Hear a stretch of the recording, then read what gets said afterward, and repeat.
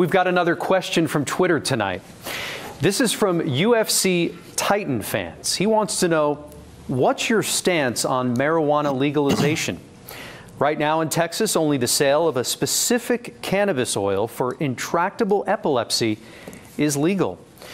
Sheriff Valdez, are you in favor of expanding the use of medical and recreational marijuana in Texas? You have 60 seconds. I'm in favor of expanding medical marijuana. Alcohol has no medical benefits, yet it's taxed and fined. We know that medical marijuana has some health benefits. Why can't we tax and fine those also? And as far as recreational marijuana, I think it's up to the people. The people need to decide whether that's going to be in Texas or not. I think every other state has let the people decide. We should do the same thing. Let the people decide whether we should accept other than medical marijuana. Governor Abbott, you have 60 seconds. Parents with children who have epilepsy approached me a couple of sessions ago about the possibility of what's called CBD oil for their children. I was moved by what they had to say. I agreed with them, and I'm the governor who signed into law the legalization of CBD oil. More recently, I've had discussions with veterans as well as parents of autistic children and others who make a very strong, compelling case about legalization of medical marijuana.